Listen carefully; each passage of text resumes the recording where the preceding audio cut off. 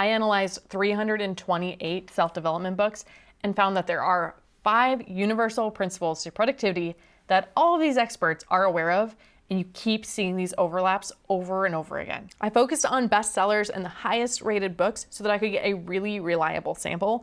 And I didn't actually read all of these books. I used ChatGPT and AI to analyze them for me because I've read a lot of these books, but over time, all of the information is a little bit hard to retain, which is why I'm making this video to distill down the most important principles so you don't have to read 328 books. Now, I just want to say I'm really in favor of reading books start to finish.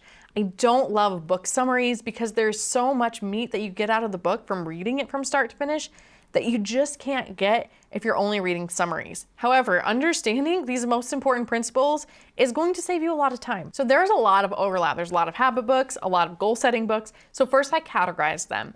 And then I asked ChatGPT to figure out the main takeaway in each category. So what is the main takeaway that all these habit books are talking about?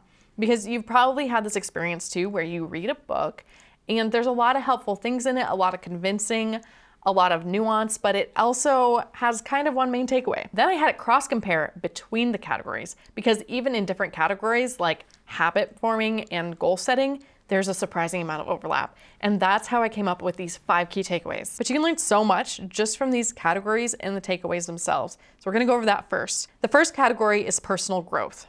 So for the habit formation books, the common theme was that you need small and consistent steps towards your habits. For goal setting, focus on fewer, more meaningful goals.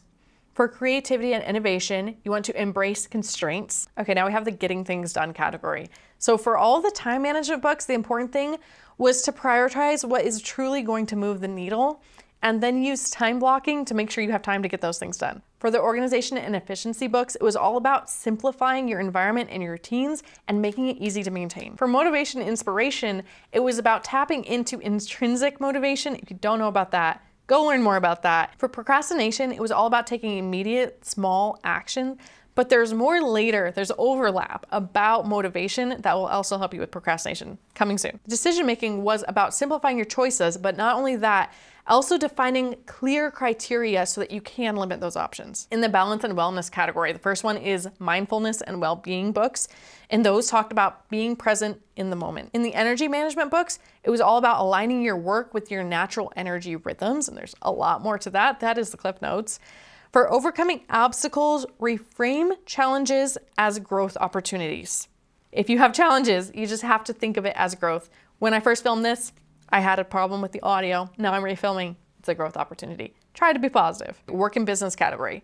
First one were work-life balance books, which talked about setting boundaries. Not quite surprising, but defining non-negotiable personal time. So it's not just boundaries between work and the rest of your life. It's also personal time that you are blocking out. Systems thinking books were about approaching problems by understanding the larger system. And the larger system is going to vary depending on what the problem is. But that is the goal, is to understand the larger system before you try to problem solve. You need to identify the root cause rather than just addressing the symptoms. For the entrepreneurship and business productivity category of books, it's all about testing things really quickly so that you can use that feedback and iterate.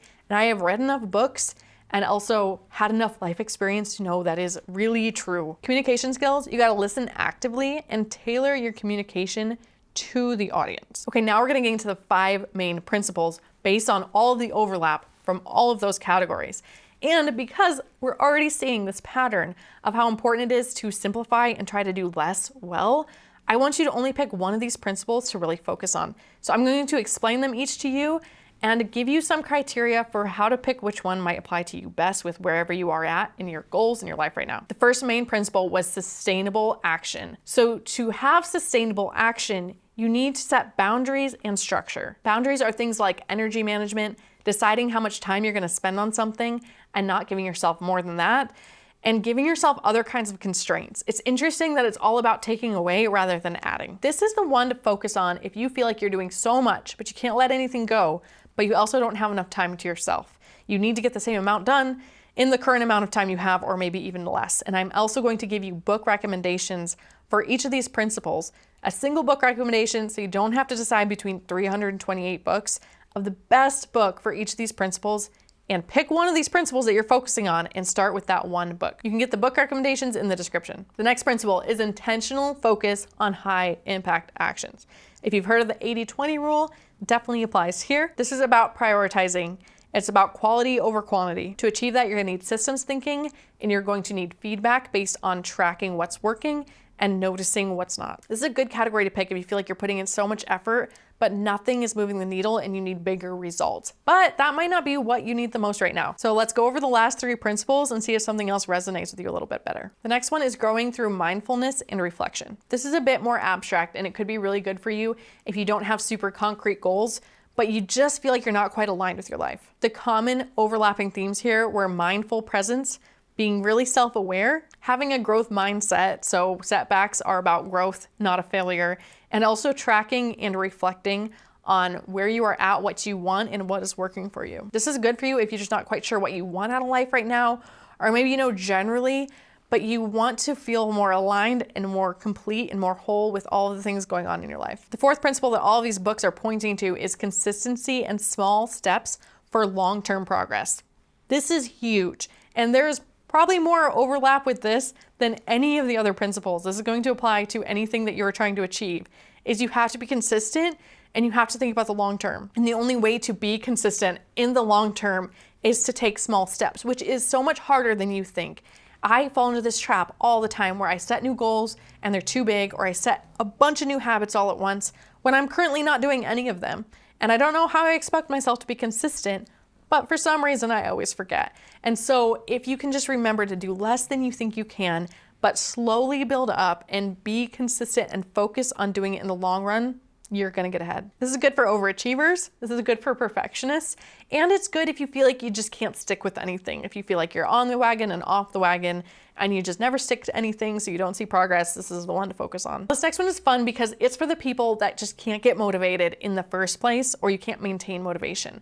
And that is alignment with your values and your purpose. So your goals, your habits, anything you're trying to achieve, it could really apply to anything else we've already talked about, needs to align with your intrinsic motivation and your purpose, the reason you're doing all of it. And this will lead to you not only accomplishing a lot, but also feeling fulfilled. So keeping with the theme of starting small and taking small steps, get the book recommendation list, pick one of the 5 principles that you need to focus on the most, and read the book recommendation for that principle, because these are the keys to productivity. I did a fun experiment where I stopped texting for 30 days so that I could align with my own values, feel more grounded, and have more focus for other things.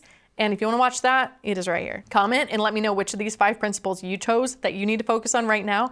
And if I see a pattern in those comments, I will definitely prioritize that topic and make more videos about that right away. Thanks for being here. See you next time.